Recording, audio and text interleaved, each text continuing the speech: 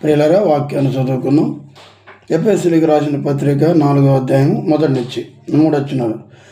కాబట్టి మీరు సమాధానం అనే బంధము చేత ఆత్మ కలిగించు ఐక్యమును కాపాడుట యుద్ధ శ్రద్ధ కలిగిన వారై ప్రేమతో ఒకరికొకడు సహించుచు మీరు పిలువబడిన పిలుపునకు తగ్గట్టుగా దీర్ఘశాంతముతో కూడిన సంపూర్ణ వినయముతోనూ సాత్వికముతోనూ నడుచుకొనవలనని ప్రభువును బట్టి ఖైదీనైన నేను మిమ్మల్ని బతిమలాడుకొనుచున్నాను. ప్రియులారా, ఇక్కడ అపోస్తలుడైన పౌలు గారు ఇక్కడ ఎందుకు హెచ్చరిస్తున్నారంటే, ఇప్పుడు ఎవరైనా 10 మంది వచ్చారనుకుంటే విశ్వాసుల వాళ్ళు ఎవరికొకరు సమాధానంగా లేకపోవచ్చు, అల్పంగా ఉండొచ్చు. అందుకు ప్రభు పరిశుద్ధాత్మ ద్వారా పౌలు చేత బోధింపబడుచున్నాడు. అయితే ఇప్పుడు కూడా నేనేం చేస్తున్నా అంటే, ఎంతమంది అయితే ఈ వీడియో ఉంటున్నారు, సమాధానం లేకుండా భార్యాభర్తల మధ్య, అన్నదమ్ముల మధ్య, సంఘ బిడ్డల మధ్య, సహోదరుల మధ్య ఎక్కడైతే మీకు సమాధానం లేదు, క్రీస్తుని బట్టి నడుస్తున్న మనం వాక్యాన్నిటిని మనం సమాధానమైన బంధం ఖచ్చితంగా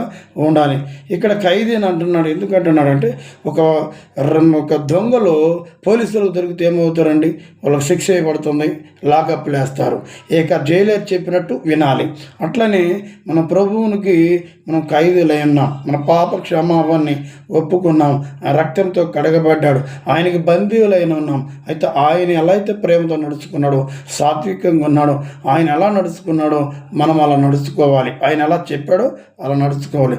ఇక్కడ అపోస్తలుడైన పౌలు కూడా ఖైదీ అయి ఎలా ఉన్నాడో మనం కూడా ప్రభువుకి ఖైదీలమై ఒకరి యెడల ఒకరం ప్రేమతో సమాధానముతో మనం అందరము కూడా ప్రతి ఒక్కరము బ్రతకాలని లేఖనము చలవిస్తుంది. సమాధానం లేకపోతే మనం క్రీస్తు బిడ్డలమే కాదు.